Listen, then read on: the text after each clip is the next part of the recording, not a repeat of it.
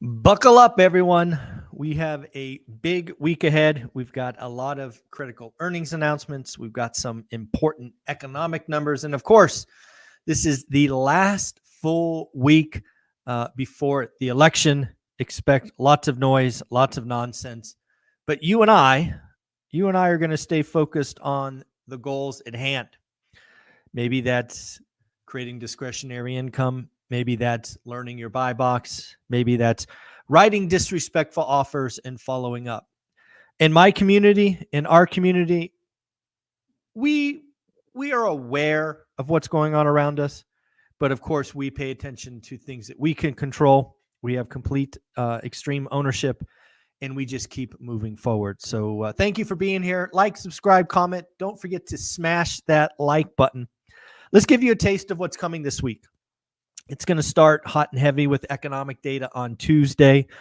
We get Case Shiller. Again, remember, this is basically home prices. A little delayed, a little lag. We are obviously at the end of October, and this data is likely for August. But again, it is something that you and I will look back from years to come to figure out what is happening in the housing market. We will get consumer confidence. Again, I think this will be an important number. What are the consumers truly feeling? We are in this void, this vacuum, this air pocket in the economy. What are they feeling? And then we get our first of three. Yes, folks, we are getting jobs numbers next week. The first is Friday, so sometimes they are delayed. But this time, we're going to get the all-important jobs number. These are going to be the jobs numbers that happen right before the Fed meets on the 6th. So these will be important numbers. Again, job openings, the JOLTS report is where it starts. Wednesday, we get our second of three jobs reports, and this is ADP, basically private payrolls. We will also get pending home sales. What is going on with pending home sales? And then Thursday, normally would be the biggest number of the week, but not this week, is our third and final reading of inflation, aka PCE, personal consumption expenditures. Headline is expected to fall from 2.2 to 2.1. That is really, really close to the Fed's target of 2%. Core is expected to fall as well. It will fall from 2.7 to 2.6. These are the expectations. And then, also on Thursday, we will get initial jobless claims. Remember, this is the one that you and I flagged, I think it was a month ago when it popped to 255. It is now settling down. It's expected to be 235 after last week being 227. And then the big number of the week, market moving number of the week, Fed moving number of the week, is Friday's all-importance jobs number. Jobs number last month, if you remember, was a blowout. You and I have talked endlessly about how dirty that number was, but nonetheless, it came in at 254,000. Expectations. I was actually surprised by this. I had to check a couple of data sources to make sure this was correct. Expectation is only 110,000. Yeah, that's pretty low. Again, a number so low, basically rough and tough, call it 100,000. That could very easily be tweaked, modified to be negative, right? We have seen some massive adjustments. The job market is clearly slowing down if this number comes in. So we're going to have to pay attention. The unemployment number is expected to stay flat at 4.1, which is what it was last month. I'm gonna go out on a limb and say once again the experts are wrong.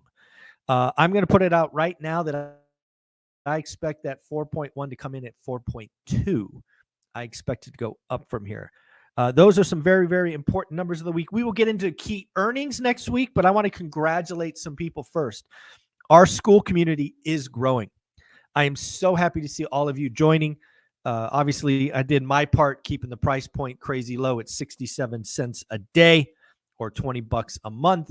But we've had so many people join because, again, the more that join, the more things that we can cover. I want to congratulate Cody, Matthew, Kevin, Mark, Jose, Danny, and James all have joined since the last daily financial news. Make sure you introduce yourself, you comment. You will unlock amazing value at level 2 with the 6-hour masterclass on creative financing. And of course, at level 3, you get the whopping 10-day boot camp that was $1,000, all for free, just by being a part of the community, just by interacting, introduce yourself, commenting, things of that nature. Also, inside our school community, because we are growing, we've created some new categories. And I am open to creating as many as the group wants. These categories will facilitate conversations in areas I have zero experience. Again, I can cover what I know, but the community is so large, diverse, and has so many go-givers. We have added unicorn agents, right? Are you a licensed agent, licensed broker? We now have a category for you to post, interact, introduce yourself. We have a category called First Deal. A lot of people are just getting started that are joining, so we created a category just for you, just for the newbies. We have Rent by Room. We have some folks really diving into Rent by Room. We obviously have Jared, who is clearly a leader in that space, taking ownership, monitoring that group, that page. And then finally, lots of you wanted out-of-state investing. So congratulations, we've now added out-of-state investing. What these groups allow us to do is you get focused expertise. You get other experts. Instead of just putting on a general wall, you can put it in these areas. So again, happy to create more. And of course, don't forget, you got your accountability group today at 12:30, I believe, 12:30. Enjoy. I think it's at 12:30. I could be wrong. Check the calendar. All right, let's get into it. What's up next? We got some big earnings of the week. Again, if you look at the numbers thus far, earnings have been, I'll say, a little disappointing. If you look at the numbers in totality, I think next week will be, again, market moving. It starts on Monday with Ford. What is going on in the auto sector? Tuesday, McDonald's, Alphabet, Royal Caribbean, and AMD. I think I'm most interested in Royal Caribbean, maybe AMD second, right? Royal Caribbean, what's going on with the consumers? We've talked about the K-shaped economy, the bifurcated consumer. Are we still seeing the folks with discretionary income spend? Royal Caribbean will tell us that. And then AMD, right? What is going on in AI? Is it still blowing up? Is it still crazy? Whatnot. Wednesday, Caterpillar, Microsoft, Meta, and DoorDash. I think on this one, I want to go to DoorDash, right? Are we seeing the bifurcated consumer? Are we still spending $20 to get a Starbucks, latte delivered? I think DoorDash will tell us a lot. I think DoorDash suffers if the folks at the top are truly pulling back. It is my guess that DoorDash will be one of those ones that feel it first. Caterpillar will also be important. What's going on with construction, things of that nature. Thursday, we'll get Apple and Amazon, two monsters. And then Friday, we will get ExxonMobil. ExxonMobil will be interesting. Obviously, oil has been trading down. What are they doing there? So again, lots of stuff going on. Let's congratulate somebody who got their golden ticket. Renee. Renee, congratulations. It's always fun to hear. I want to tell you a little bit about Renee's story. She sent me a long, detailed story, but I want you to hear this. This is what it takes. It's not easy. It's a process. So Renee, after many, many, many offers and lots of follow-ups, she got her disrespectful offer accepted. She found a condo that was listed for $124,000. After a series of negotiations, she got it for $100,000. Folks, that's 25% off on a cheap property. And then she got her appraisal back. Her appraisal come back even with a purchase price of $100K. You and I both know appraisers love to bring the number in on the purchase price. This appraiser brought it in at $141,000. So she is walking into a deal with equity. Again, not easy, but you have to believe. That is an important thing about being in this community. We do not let the noise, the negativity. We understand it is slow. We understand it takes time. But trust me, just like Renee showed, motivated sellers are out there. It's your job. Yeah, you right there. It's your job to go find them. So again, very, very interesting. I read a very interesting article on how much it takes to retire in different states. Now, before I give you these numbers in the states, I will say I don't know how they came up with these numbers. I think these numbers are wrong, especially if you want any kind of lifestyle. That said, I do think it is directionally correct. So what do I mean by that? Let's go to the lowest. I don't know. Let's play a game. Let's play a game with everybody. You got all these folks here. Let's play a game. What is the state you think is the lowest, and what is the state that you think is the highest? What is the state that is the lowest amount you'll need and the highest? We will come to that back in 1 minute. I want to give you all a chance to guess. Yes, I see all of you out there on the comment section. Take a guess. Lowest and highest. Before we do that, let's go to a story I read this weekend, or actually I shouldn't say I watched. Ken McElroy just closed on an apartment building in Henderson, Nevada. Shout out Ken McElroy. I love what he's doing. Again, I have much respect for the man. I think, this is my summary of that deal, and it's exactly what we've been talking about with Jonathan Twomley, Anna Kelly, and the like. Ken McElroy closed on a Henderson apartment building that last sold 2 years ago. 2 years ago for $100. I'm going to round the numbers for easy math. $150 million because of higher rates, higher cap rates, lower NOIs. The value has fallen dramatically. Ken and his team picked this up for under $100 million. Folks, I keep telling you, this is exactly what's going to happen to commercial real estate. Now, of course, I've been very clear. Jonathan Gray, Ken McElroy, Grant Cardone, they're all playing in Class A, right? This apartment building, I think, is 4 or 5 years old. Class A is trading. Value is being found. In this case, the building went down 33%. That is coming to Class B and Class C, and I suspect it will be worse. If Class A has seen a price fall of 33%, what do you think Class B and Class C might see? Pretty crazy. All righty, folks. So here we go back to what we talked about earlier. Thank you for guessing. Thank you for participating. Again, according to this article, I wish I noted the source, but I'm sure you can Google it. West Virginia comes in first place. All you need is $650,000.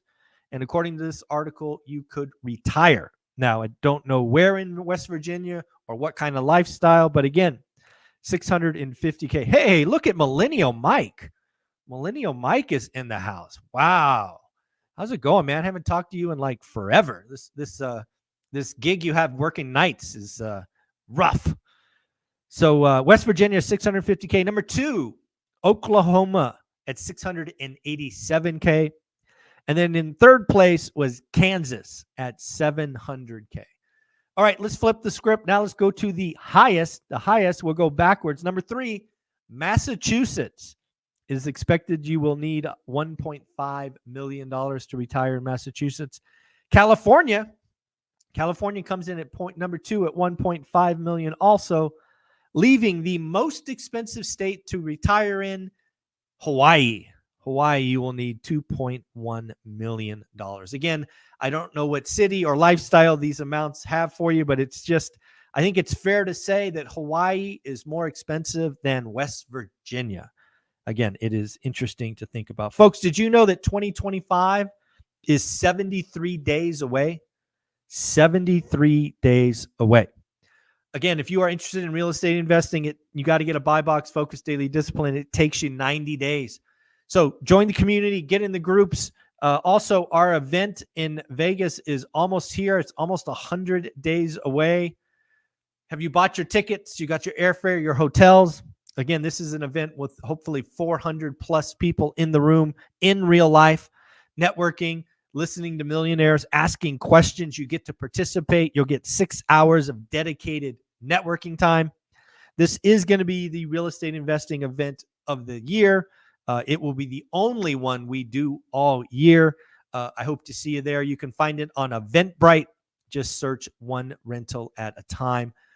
It will be there for you. So again, what else do we got here? Yep, the Zuber Letter, zuberletter.com had an article about how Gen Z is going to kill it. Shout out Lance and Resi Club for helping put that together.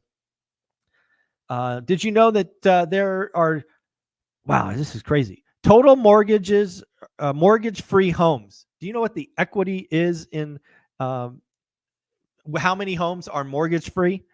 In 2011, there were 24.6 million homes without a mortgage.